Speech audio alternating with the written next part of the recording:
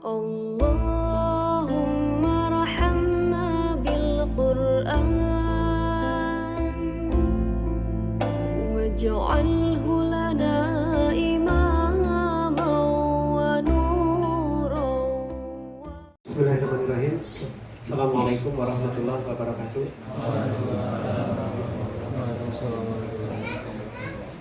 Alhamdulillah nahmaduhu wa nasta'inuhu wa nastaghfiruh wa na'udzu billahi min shururi anfusina wa min sayyiati a'malina may yahdihillahu fala mudilla lahu wa may yudlil fala hadiya lahu.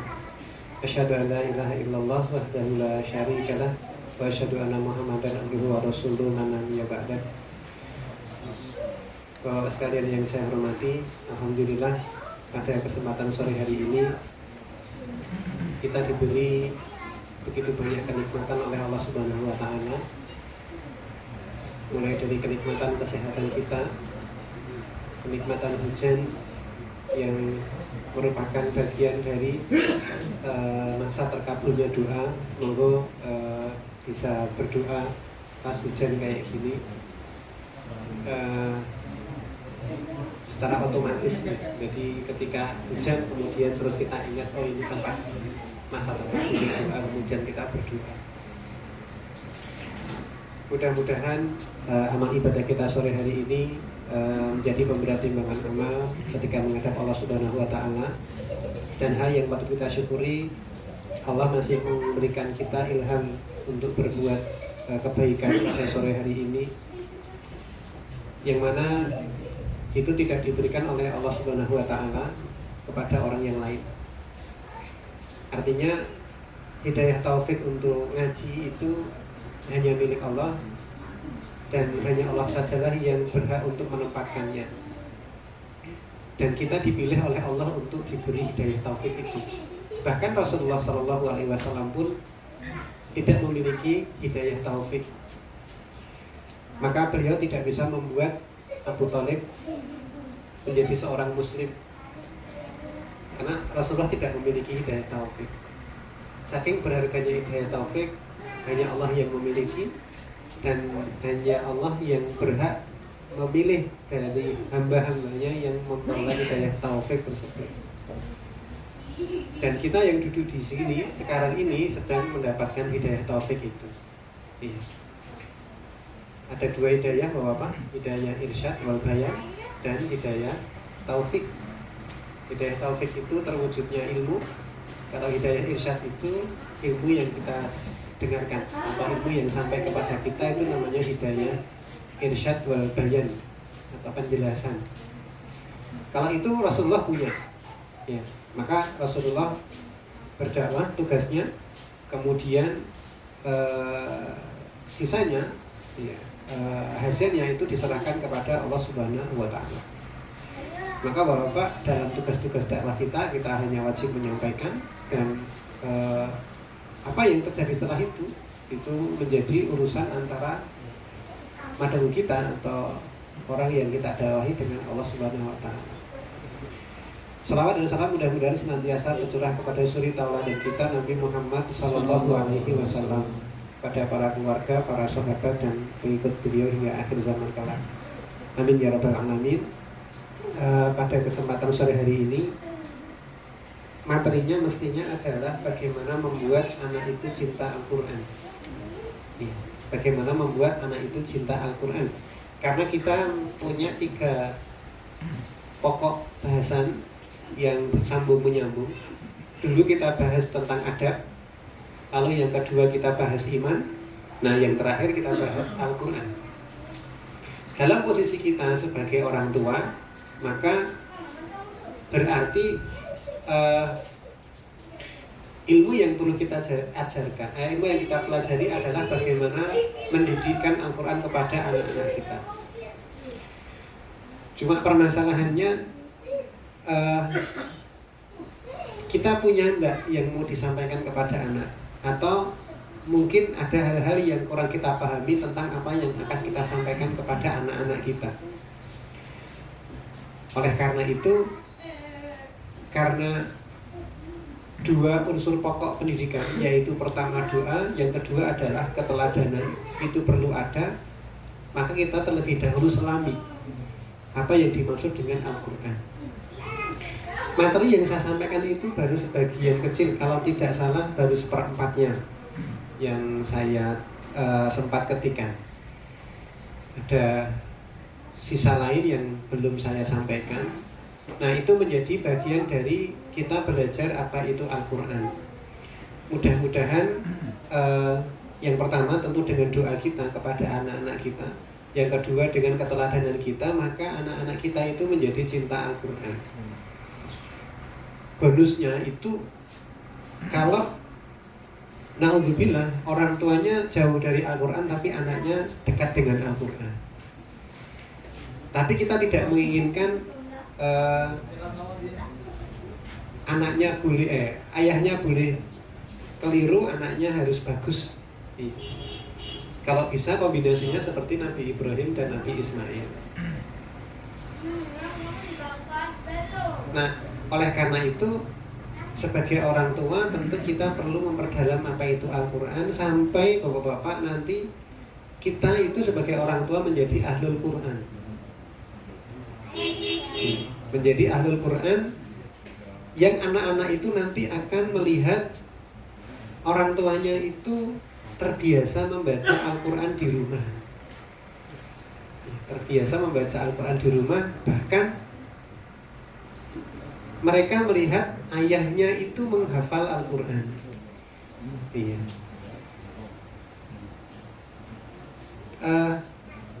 Tidak boleh merasa terlambat ya Pak ya. Kalau cepet-cepetan menghafal Al-Quran dengan anak-anak kita, tidak usah dibuat munakosyah atau perlombaan. Wes cetok kita akan kalah Pak. Anak-anak kita itu mereka hatinya masih bersih dan gampang untuk menerima Al-Quran. Cepat banget menghafalnya. 15 menit itu bisa selesai separuh halaman itu hafal. Kita mungkin tidak seperti itu Pak. Mungkin tidak seperti itu. Tetapi anak-anak kita nanti kita harapkan akan melihat kesungguhan kita berinteraksi dengan Al-Quran. Nah, itu yang nanti akan dilihat. Oleh karena itu jangan sampai bapak-bapak sekalian di rumah itu pemandangannya itu jarang terlihat orang tuanya jarang buka mushaf. Dan itu diperoleh di sekolah malah. Nah, itu yang tidak kita inginkan sebagai orang tua. Ketika pahala-pahala itu didapat anak-anak di luar rumah, bukan di dalam rumah. Karena sejatinya tanggung jawab pendidikan itu ada di pundak seorang ayah, maka tentu mempertontonkan amalan membaca Al-Quran kepada anak-anak itu menjadi satu hal yang vital, ya, yang sangat penting. Bapak sekalian, segala sesuatu yang dikaitkan dengan Al-Quran itu pasti mulia Pak. Malaikat Jibril itu ditugaskan membawa wahyu kepada Nabi Muhammad SAW. Dan malaikat Jibril menjadi malaikat yang paling mulia dari sekian malaikat. Bulan saat diturunkannya Al-Quran, yaitu bulan Ramadan, menjadi bulan yang paling mulia. Kemudian malam saat turunnya Al-Quran menjadi malam yang paling mulia, Lailatul Qadar. Manusia yang pada dirinya diturunkan Al-Quran menjadi manusia paling mulia, yaitu Nabi Muhammad SAW. Maka semua hal yang ditempelkan di situ Al-Quran itu pasti mulia. Nah, orang yang tidak bisa memuliakan apa yang dimuliakan oleh Allah Subhanahu wa Ta'ala berarti ada yang bermasalah pada dirinya. Ada dua tokoh. Yang satu tokoh ahlul Quran, ahli Al-Quran. Yang satu tokoh bukan ahli Al-Quran, artis misalnya. Kemudian dia lebih memuja artis, maka ada yang bermasalah dalam dirinya. Kenapa kok bisa dia tidak memuliakan orang-orang yang dimuliakan oleh Allah Subhanahu wa taala? Seperti itu. Maka apapun yang ditempeli Al-Qur'an itu pasti mulia. Sehingga saya sampaikan kemarin terkait bagaimana adab kita kepada para guru anak-anak kita. Itu bukan kita memuliakan secara personnya, orangnya, tetapi kita memuliakan mereka karena mereka membawa Al-Qur'an. Kenapa Allah memuliakan mereka? Maka kita juga memuliakan mereka. Maka Pak, terhadap anak-anak kita yang hafalannya jauh lebih banyak, itu kita memuliakan mereka bukan dalam arti usia, bukan dalam arti pengalaman hidup, tetapi bahwa mereka oleh Allah Subhanahu wa taala diberi amanah untuk mengemban Al-Qur'an jauh lebih banyak daripada kita. Maka kita berikan hak-hak anak untuk dimuliakan. Nah, dengan cara itu Pak, nanti anak-anak itu merasa bangga menjadi ahlul Quran. Oh, ternyata orang tua saya memuliakan saya, menghormati saya sebagai ahlul Quran. Orang tua saya membedakan saya dengan anak-anak yang lain yang tidak ahlul Quran. Nah, di situ kemudian anak merasa bangga menjadi ahli Al-Quran. Bukan malah dimengke gitu. Karena dulu kan pondok pesantren kan jadi tempat buangan Pak. Nek nakal engko di pondok G, itu seperti itu dulu. Ya, kalau sekarang mungkin benar. Artinya nek nakal di pondok G, kenapa? Karena memang pondok yang memiliki kekuatan untuk mengubah seseorang atau santri. Ya. Nah, itu bagaimana kita memandang orang-orang atau segala sesuatu yang di sana itu ditempeli Al-Qur'an. Nah, Bapak sekalian, kita akan lihat kalimat per kalimat apa yang sudah saya sampaikan terkait dengan materi Al-Qur'anul Karim. Ya, kita mulai dari pengertiannya. Ya, pengertian Al-Qur'an. Ada dua Pak di sana. Yang pertama pengertian secara etimologi atau secara bahasa. Lalu yang kedua adalah secara istilah atau terminologi. Secara bahasa, Al-Quran itu bermakna membaca, mengumpulkan, kemudian yang ketiga menggabungkan sesuatu kepada yang lain. Menggabungkan sesuatu kepada yang lain itu sama dengan mengumpulkan ayat-ayat yang terserak menjadi satu mushaf. Maknanya membaca berarti memang Al-Quran itu untuk dibaca. Ya, untuk dibaca. Kita menyebutnya tilawah ya Pak, tilawatul Quran. Tilawah atau tala itu kalau dalam bahasa Inggris maknanya reciting. Tulisannya recite Pak, bukan reading. Reading itu membaca tetapi melihat teks yang dibaca, itu namanya reading, membaca. Sementara kalau reciting itu membaca tanpa melihat teks. Karena pada saat Rasulullah SAW disuruh membaca oleh malaikat Jibril, dulu beliau belum bisa membaca. Iqra, membaca apa? Saya tidak bisa membaca. Dan masyarakat pada saat itu adalah masyarakat yang ummi, yang tidak bisa membaca dan menulis, maka mengandalkan hafalannya. Maka membaca Al-Quran pada asalnya itu tanpa melihat teks. Dan belajar Al-Quran yang benar mestinya itu bukan dengan membaca teks. Jadi baca Al-Quran itu diturunkan dengan ditalkin, didikte. Nah, didikte.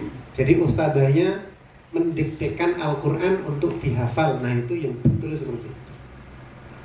Nih. Tapi alhamdulillah ya sekarang berkembang ya Pak. Ada metode-metode untuk yang belum sama sekali belum bisa membaca. Namun bisa kita perhatikan Bapak sekalian, Anak-anak kita itu kan bisa doa-doa dalam Al-Quran atau doa yang diajarkan Rasulullah ketika mereka belum bisa membaca Al-Quran. Betul ya? Iya. Mereka bisa membaca Bismillah ketika mau makan, itu saat mereka belum bisa membaca Al-Quran. Huruf hijaiyahnya tidak tahu, tapi mereka bisa mengucapkannya dengan benar. Maka Pak yang baku itu engkang banget itu bukan tahu ilmu tajwid, tetapi yang penting bisa melafadzkan dengan benar. Itu. Maka mempelajari ilmu tajwid itu hukumnya sunnah. Ya, hukumnya sunnah. Baik, itu yang pertama secara etimologi. Lalu yang kedua secara istilah atau secara terminologi. Firman Allah yang diturunkan kepada Rasulullah Shallallahu Alaihi Wasallam, lafadznya adalah mukjizat, membacanya adalah ibadah, tertulis di dalam mushaf dan dinukilkan secara mutawatir. Nah, itu definisi dari Al-Quran atau batasan. Batasan itu sesuatu yang membatasi. Artinya kalau tidak begini berarti bukan Al-Quran. Nah, itu yang disebut dengan batasan. Makna firman Allah, nah berarti perkataan Allah, bukan perkataan makhluk. Di situ dinukil di surat At-Taubah ayat yang ke-6. Iya. Fa'ajirhu hatta yasma'a kalamullah, supaya mereka itu mendengar kalamullah, ucapan Allah, firman Allah. Artinya Allah itu berkata-kata dengan huruf vokal seperti kita, tapi caranya kita tidak tahu. Sama Pak, kalau kita belajar Allah itu maha mendengar, maha melihat, maka Allah Subhanahu wa Ta'ala itu punya mata, dan matanya ada dua. Allah juga punya telinga, Allah punya tangan, karena nas menunjukkan bahwa Allah punya tangan. Apakah Allah punya kaki? Ya, Allah juga punya kaki. Cuma kita berpedoman pada surat Asy-Syu'ara. Laisa kamitslihi syai'un wa huwas samiul basir. Tidak ada yang serupa dengannya, dan dia adalah maha mendengar lagi maha melihat. Itu ayat untuk meruntuhkan pemahaman-pemahaman sesat yang mengatakan bahwa Allah itu menyerupai makhluk, atau Allah tidak memiliki sifat karena nanti akan sama dengan makhluk. Yang pertama namanya musyabbihah, yang kedua namanya mu'attilah. Musyabbihah itu berpendapat atau mereka berpandangan kalau Allah itu melihatnya dengan cara demikian dan demikian. Allah nuzul atau turun ke langit dunia itu demikian dan demikian. Sementara mu'attilah karena takut menyamakan dengan makhluk, mereka mengatakan Allah itu tidak punya tangan. Maksudnya tangan adalah kekuasaan, bukan tangan sebagaimana kita pahami tangan.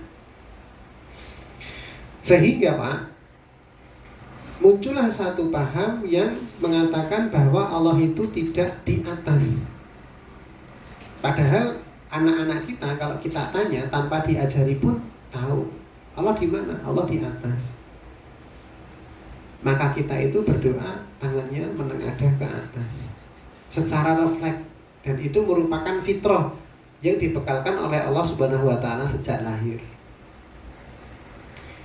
Sebagaimana Rasulullah bertanya kepada budak wanita, Aina Allah? Dia menjawab, fis sama, di langit. Iya. Nah, itu tidak bisa ditakwilkan kemanapun. Ya. Kalau Allah itu ada di atas arsy. Arsy itu singgasananya Allah yang dipikul oleh malaikat, dan kakinya malaikat peminggul arsy itu ada di bumi, di penjejak bumi. Kemudian malaikatnya itu meminggul arsy, memanggul, ya, memanggul arsy. Iya. Tapi nggak kelihatan ya kakinya Pak. Tapi itu riwayat Pak. Jadi riwayat itu mengatakan kalau kakinya malaikat itu ada di bumi. Nah nyambung dari Makkah Ka'bah ke atas itu namanya Baitul Makmur. Jadi kalau Ka'bah itu ditarik ke atas nanti tembus ke Baitul Makmur. Baitul Makmur itu tempat hajinya para malaikat. Iya, itu. Baik, itu makna firman Allah, perkataan Allah dan bukan perkataan makhluk.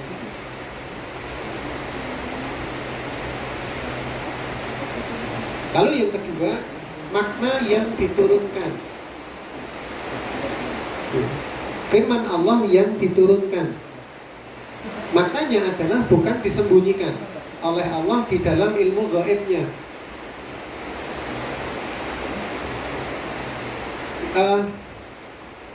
Ketika Allah menciptakan qalam, pena, maka Allah memerintahkan pena itu untuk menulis takdir alam semesta dari awal sampai akhir. Maka kita akan tahu bahwa teks Al-Quran itu ada di dalam Lauhul Mahfuz.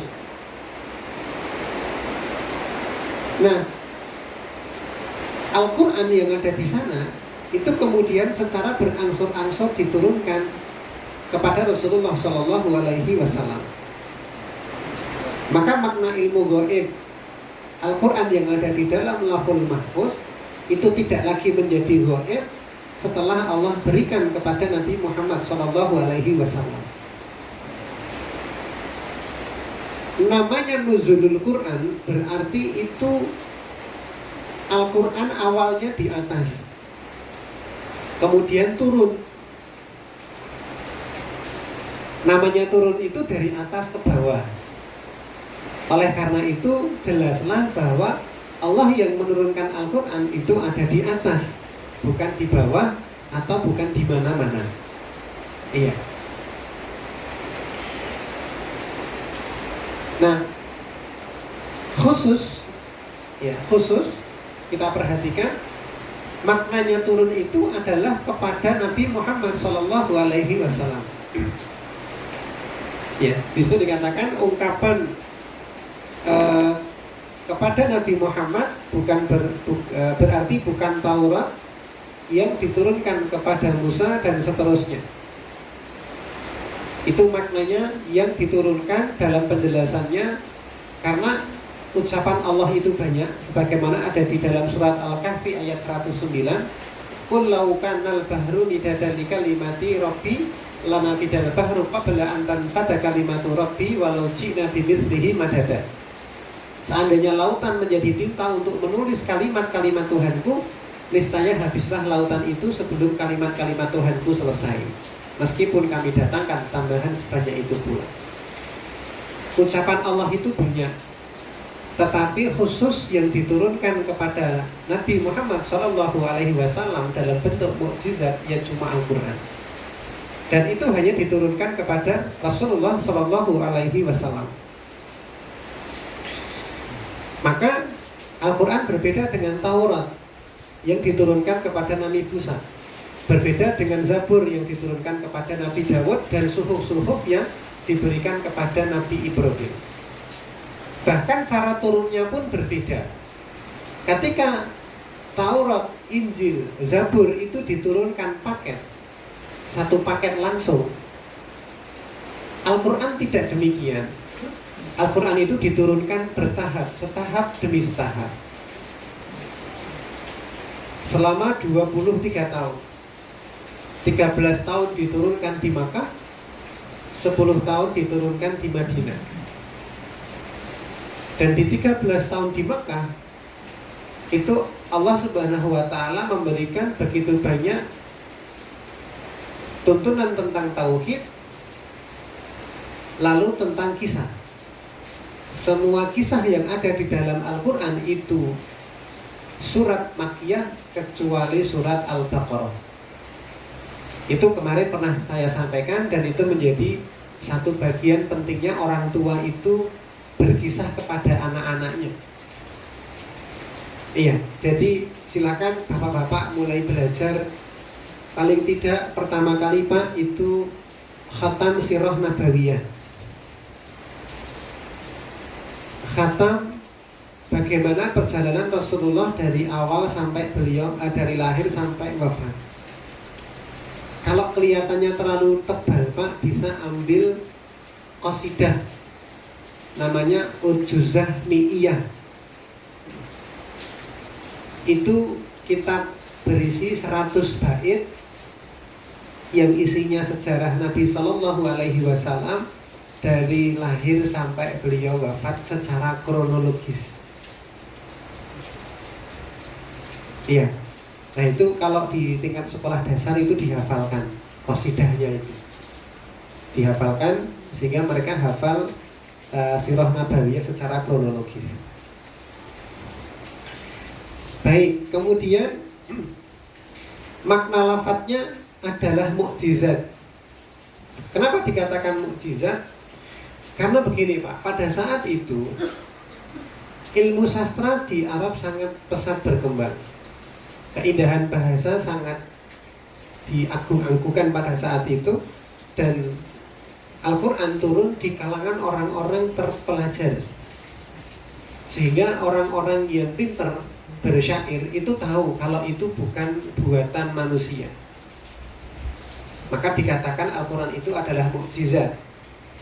Dan Al-Quran itu terdiri dari kata-kata dan kalimat yang tidak dapat ditiru oleh siapapun. Allah berfirman di dalam surat Al-Isra ayat 88, sungguh jika manusia dan jin berkumpul untuk mendatangkan yang serupa dengan Al-Quran ini, mereka tidak akan dapat mendatangkan yang serupa dengannya, sekalipun mereka itu saling bantu-membantu. Maka inna nahnu nazzalna dzikra wa inna lahu lahafidun. Sesungguhnya kamilah yang menurunkan ad-dzikra atau Al-Quran, dan kamilah yang menjaganya. Sehingga tidak ada Pak pemalsuan Al-Quran itu, melainkan pasti diketahui. Dan hanya Al-Quranlah satu-satunya kitab yang bisa dihafal. Beda dengan Injil, Zabur, Taurat yang tidak bisa dihafal. Injil yang bisa kita lihat. Itu tidak ada satupun dari mereka itu bisa menghafal kitabnya. Beda dengan Al-Quran yang itu bisa dihafal. Iya. Kenapa? Karena itu bagian dari penjagaan orisinalitas Al-Quran. Bahkan sampai 1400 tahun Al-Quran tidak berubah dari sisi redaksinya.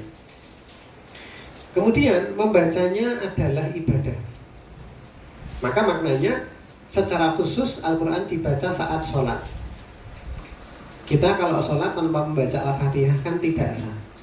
Sementara Al-Fatihah itu bagian dari Al-Quran atau ulumul Quran yang mewakili Al-Quran. Itu makna yang pertama.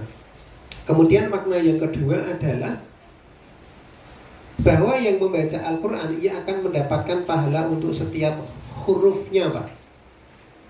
Setiap huruf yang kita baca itu kita mendapatkan pahalanya. Sebagaimana yang disabdakan oleh Rasulullah Shallallahu Alaihi Wasallam dari Ibnu Mas'ud, Rasulullah bersabda, barang siapa membaca satu huruf dari Kitabullah atau Al-Quran, maka baginya satu kebaikan atau satu pahala. Satu kebaikan itu dibalas dengan 10 kali lipat oleh Allah Subhanahu wa Ta'ala. Rasulullah mengatakan, aku tidak mengatakan alif lam mim itu satu huruf, tetapi alif itu satu huruf, lam itu satu huruf, dan mim itu satu huruf. Oleh karena itu Pak, ketika kita membaca Al-Quran dibalas per huruf, kemudian oleh Allah Subhanahu wa Ta'ala dikalikan 10 kali lipat, tentu pahala yang kita dapat itu banyak Pak. Itulah kenapa manusia itu sekarang usianya pendek-pendek, maksimal 70 tahun, average, rata-rata. Kan usia di sekitar kita kan paling-paling segitu Pak. Beda dengan usia Nabi Nuh 950 tahun, waktu beramalnya panjang.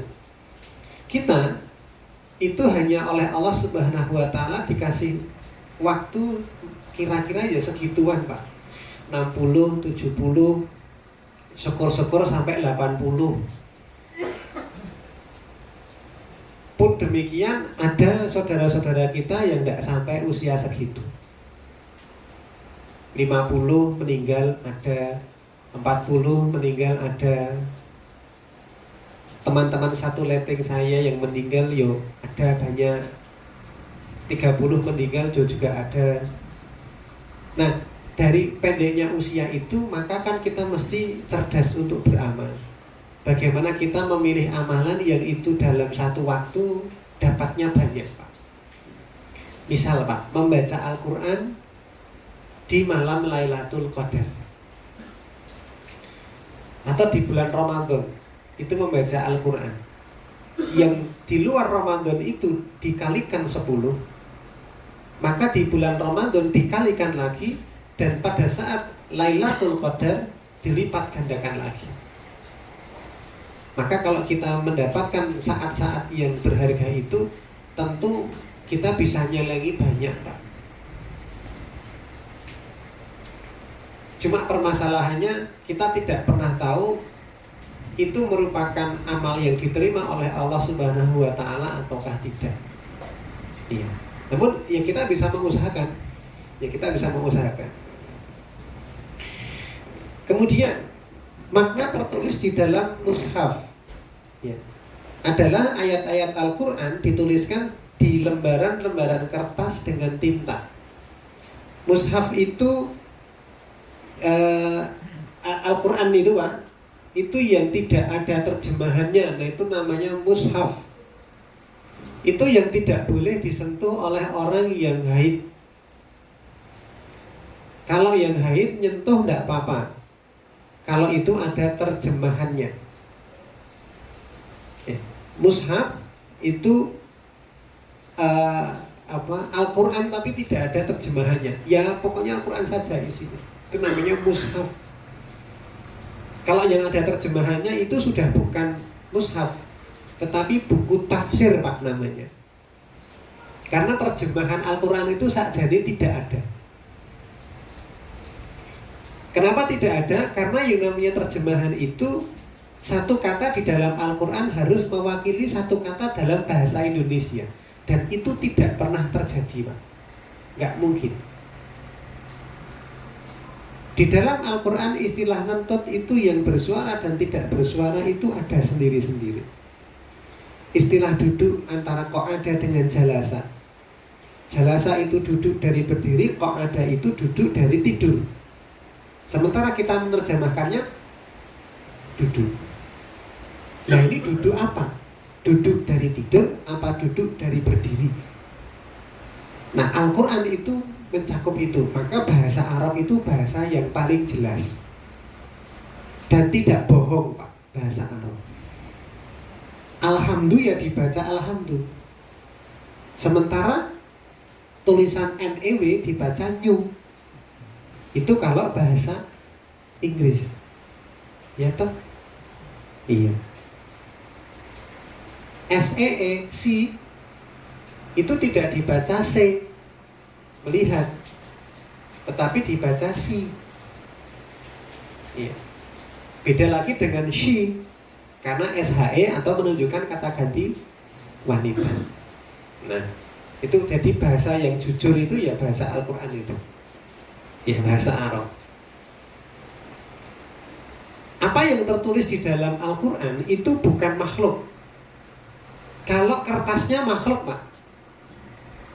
Kertasnya yang dipakai untuk nulis itu makhluk. Tetapi yang tertulis di situ bukan makhluk, tetapi kalamullah. Maka secara otomatis kita kan memuliakan apa yang tertulis di situ. Tidak menganggap itu sebagai makhluk. Sehingga kita menghargai apa yang tertulis Al-Quran di dalamnya. Iya. Termasuk HP, Pak. Iya. HP yang di situ ada aplikasinya Al-Quran itu tidak boleh dibawa masuk ke kamar mandi, Pak. Kalau terbuka. Ning ya apa? Ana sing iseng sih buka HP tilawah terus mlebu kamar mandi kan ya tidak, Pak. Iya.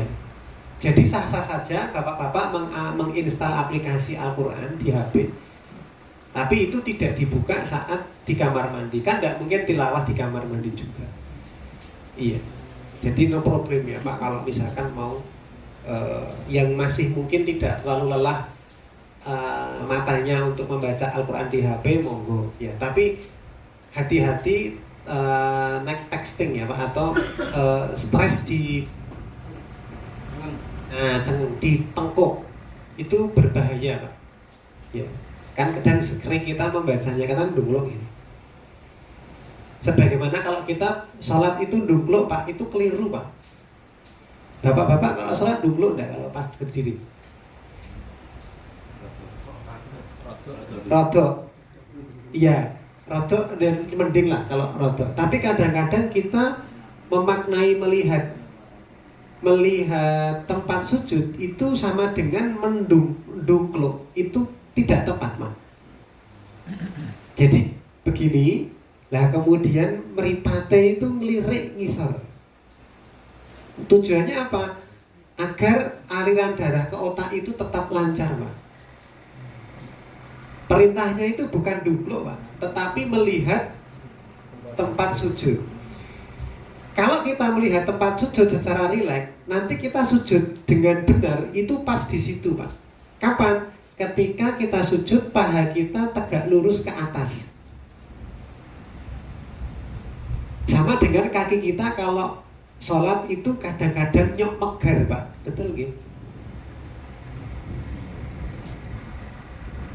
Jadi kaki itu kan perintahnya menghadap kiblat. Nah berarti gini, termasuk juga kalau berjalan Pak. Nanti cek ya Pak ya, kalau berjalan sikile megar enggak? Kalau megar itu masih keliru cara jalannya Pak. Estu Pak, betul. Saya dapat ilmu dari anak saya soalnya. Iya. Nah, ketika saya jajal, saya coba jalan dengan benar. Ketika kaki itu lurus, tetap lurus ke depan. Yang beda dengan cara jalannya Peragawati ya Pak ya. Kalau Peragawati itu digaris lurus begini. Nah, itu kemudian sikile lagi orang itu metu saka garisnya itu. Jadi makanya lenggok itu gara-gara itu Pak. Nah itu jangan Pak, jangan. Nanti tidak dikatakan kaum tulang lunak Pak. Nah yang kita lakukan itu lurus. Nanti Pak kalau panjenengan coba, boyoke itu ketarik itu, sehat.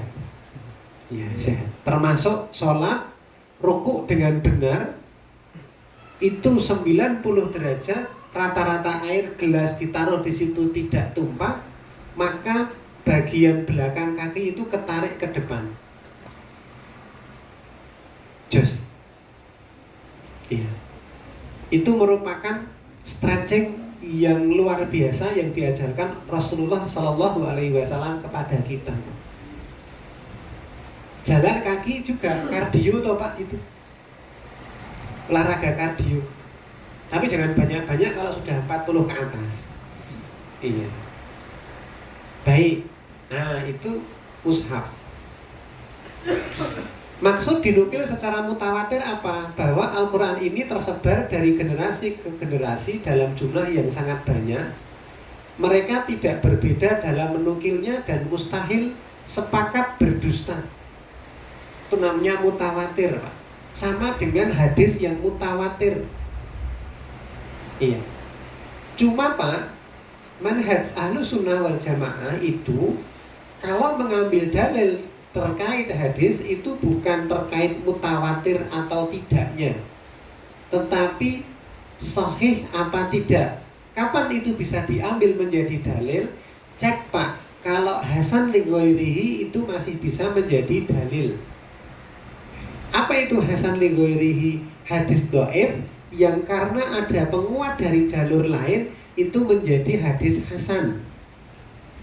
Hadis hasan, kemudian hasan sahih, kemudian hadis sahih. Kalau kita menemukan hadis dhaif, kok kita ulama menemukan hadis dhaif, kemudian ada penguat dari jalur lain, karena periwayatan hadis itu kan kadang tidak dari satu jalur, Pak. Para sahabat mendengar, kemudian mereka meriwayatkan, itu jalurnya bisa banyak. Jalurnya bisa banyak. Nah, ini dikatakan dhaif, tapi jalur lain kok mengatakan hal yang serupa. Akhirnya ulama hadis berijtihad, oh ini itu bisa naik tingkatnya menjadi hadis hasan. Li ghairihi, karena hadis dhaif yang lainnya. Maka itu masih bisa dijadikan dalil sebagai acuan untuk beribadah. Nah, kalau nggak pengen sukar-sukar ya cari hadis yang disepakati, mau belajar golek dalil ya Pak, itu hadis yang disepakati oleh Imam Bukhari dan Imam Muslim, disebut muttafaqun alaih. Nah, kalau panjenengan mau nyimak hadisnya, ada di dalam satu kutaib atau buku kecil namanya Umdatul Ahkam. Itu kumpulan hadis dari masalah niat, sholat, toharoh, sholat, zakat, sampai bab terakhir adalah bab jihad. Itu merupakan kumpulan hadis yang disepakati oleh Imam Bukhari dan Imam Muslim. Iya. Nah, itu kalau mau mencari, dan itu jelas sahih, Pak. Jelas sahih. Terus keutamaannya, Pak, keutamaan Al-Qur'an. Pertama yang paling gampang, Pak, mendengarnya. Iya, mendengarnya dulu, Pak. Karena kan kadang mungkin abot ya maca iki. Nek tak maca liyane itu enggak apa-apa, tapi begitu buka Al-Qur'an itu wis sangop ya, Pak. Tenan itu, Pak, ada yang mengeluh seperti itu, Pak. Pokoknya pas aku itu maca Al-Qur'an, itu begitu sampai 1-2 ayat langsung ngantuk, Pak. Gitu. Betul. Karena dia punya jin ngantuk namanya. Itu demi Allah, Pak. Iya, itu betul. Karena memang tak ceritani ini nanti jangan tersinggung ya, yang tersinggung ya. Ngamutan ini ya, mohon maaf.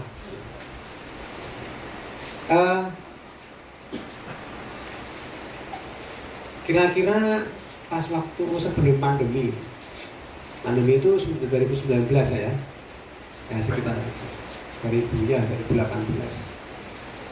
Itu ada ibu-ibu ya, ibu-ibu datang ke saya untuk minta diruqyah. Sudah diruqyah ya, sampai dia kesurupan secara total. Sehingga alhamdulillah jin yang ada di situ itu mau masuk Islam atas ya kita bimbing, Pak, kita bimbing untuk kita syahadat. Nah, setelah itu ibu itu WA saya, setelah ruqyah itu saya kalau ngerokok jadi nggak enak, Pak. Ibu, iya, ibu-ibu, ya ibu-ibu. Jadi setelah ngerokok, setelah diruqyah, itu saya kalau ngerokok jadi nggak enak. Dulu itu kalau ngerokok, saya masih ragu ya, apa iya ya jin ngerokok gitu. Kemudian kejadian yang kedua itu lewat DM, Pak. DM di IG. Jadi orang yang DM saya itu dalam keadaan terpengaruh secara keseluruhan, sehingga yang balesi DM saya itu jinnya itu. Nah, dia moto orang Bandung, Pak. Dia punya bisnis hoodie, sweater hoodie itu. Dia memfoto asbak sama rokoknya. Terus dia memakai emoticon tertawa, Pak. Tertawa ngakak sing mireng gitu loh, Pak. Nah, itu. Dia mengatakan, "Wah, ini loh makananku." Dah, itu selesai. Nah, bukti yang ketiga itu 2 bulan yang lalu. 2 bulan yang lalu ada ibu-ibu juga, tapi dia nggak perokok, Pak. Dia nggak perokok, kemudian ketika sampai di rumah saya di ruqyah itu kesurupan total. dan minta bako, Pak. Minta bako. Jadi gini. Wah. Bako.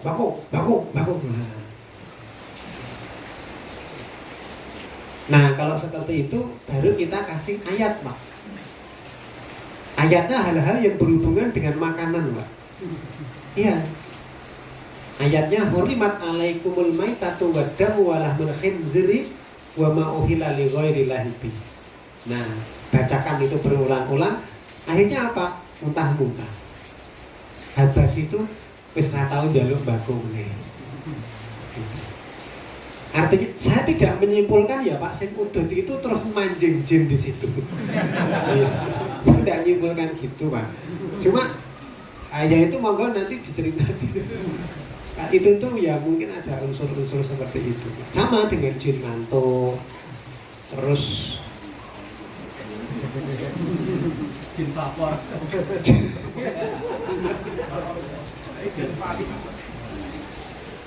Macam-macam Pak. Yang penting jin itu pengennya pokoknya tidak boleh orang itu beramal soleh. Nah itu intinya tindak tanduknya itu kayak gitu. Maksimalnya kalau jin itu bisa membuat orang bercerai Pak. Nah itu nanti sama iblis dipanggil, sini duduk di samping saya, nanti dikasih mahkota. Nah itu jantenan itu jin sing prestatif gitu. Iya. Karena kan jin setan itu kan lapor Pak. Saya lapor, saya bisa membuat orang bunuh, Pak, biasa. Saya bisa membuat orang zina, biasa. Lapor saya bisa membuat orang cerai, wah ini. Tuh. Makanya cobaannya kalau orang mau nikah itu luar biasa. Dan juga cobaannya bapak-bapak mempertahankan pernikahan itu luar biasa.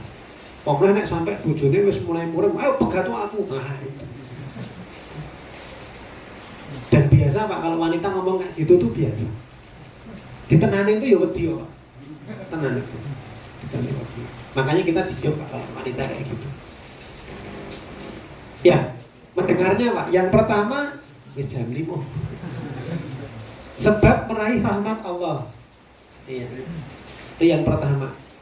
Rasulullah bersabda, tidaklah suatu kaum berkumpul di salah satu rumah Allah, membaca kitabullah dan saling mengajarkan satu dan yang lainnya, melainkan akan turun kepada mereka sakinah atau ketenangan. Akan dinaungi rahmat, akan dikelilingi para malaikat, dan Allah akan menyebut-nyebut mereka di sisi makhluk yang dimuliakan di sisinya. Jarang Pak orang mendengar Al-Quran itu udah malah misal-misal. Sing onone orang marah mendengarkan Al-Quran akhirnya tenang. Bahkan orang kafir pun Pak, itu iso nangis Pak ketika mendengarkan Al-Quran. Apalagi Muslim. Nah nanti tagihan materi ini Pak. Jadi kalau workshop di kampus itu apa tagihannya buat sesuatu itu kan pasti ya. Nah ini ada tagihannya Pak. Gini Pak, orang ngaji itu kenapa kok dihindari? Karena nanti khawatir ndak apa-apa rento Pak. Wah aku rasa ngaji wae lah apa? Kok ning ngene rento, ning ngono rento iki. Kan gitu, ada yang gitu. Nah sekarang kita belajar ini Pak. Mendengar Al-Quran itu pertama kali Allah turunkan rahmat. Terus yang kedua, sebab seseorang meraih hidayah. Nanti itu tak pending nanti tagihannya. Allah berfirman di surat Al-Isra, sesungguhnya Al-Quran ini memberi petunjuk ke jalan yang paling lurus dan memberi kabar gembira kepada orang-orang mukmin yang mengerjakan kebajikan, bahwa bagi mereka ada pahala yang sangat besar. Yang paling kuat contohnya adalah apa yang dialami Umar bin Khattab Pak.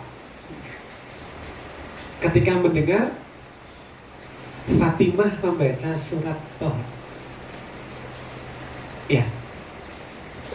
Sesosok Umar bin Khattab, tokoh wahid terkenal kejamnya dan bengisnya, itu bisa luluh dengan bacaan Al-Quran dan masuk Islam Pak. Gitu. Sing Islam sing wis muslim bola-bali ngrungokne Al-Qur'an, baca tafsir, baca terjemahannya, etel. Maka Pak, jangan menyerah Pak. Jangan menyerah itu demasif Pak. Apa? Iya betul kan? Iya. Ya sakjane nek lagu-lagu kayak gitu syairnya ya dingrokne ya apik ya sakjane. Syairnya lho Pak lho ya, syairnya bagus, jangan menyerah gitu. Apik ya. Itu mungkin saya itu udah mendengar Al-Qur'an berlama. Wis ngaji ping bola-bali kok ora tobat-tobat to gitu misalnya gitu. Kapan kamu tobat nunggu hidayah dari Allah? Maka pokoknya jangan pernah berhenti Pak. Jangan pernah berhenti. Saya itu wis tobat maksiat menahe. Ora apa-apa Pak. Yang penting tobat. Esok ya sapa ngerti Pak kok nek tobat yo mati Pak. Itu Pak.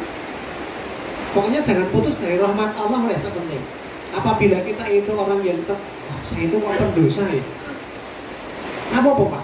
Maksudnya apa-apa ki orang juga terus-terus kayak gitu ya. Tapi maksudnya terus istighfar, terus tetap tobat gitu. Maka nanti Allah akan kasih hidayah. Nah, dari dua itu karena sudah jam 5 saya memberikan tagihan. Tagihannya sederhana Pak. Perbanyak mendengar Al-Qur'an. Nah, perbanyak mendengarkan Al-Qur'an.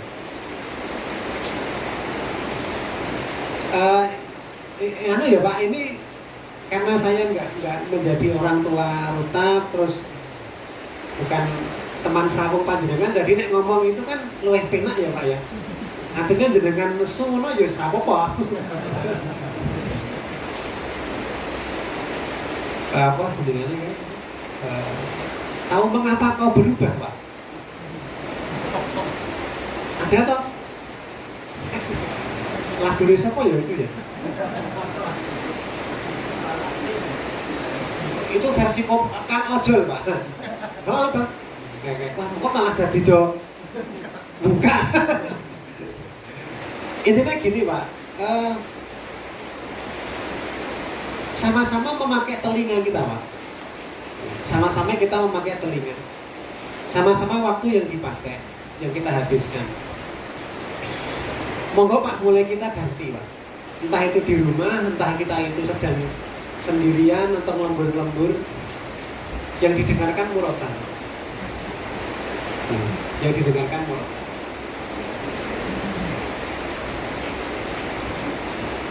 Memang berat loh Pak. Biasanya koplo, maksudnya dangdut koplo.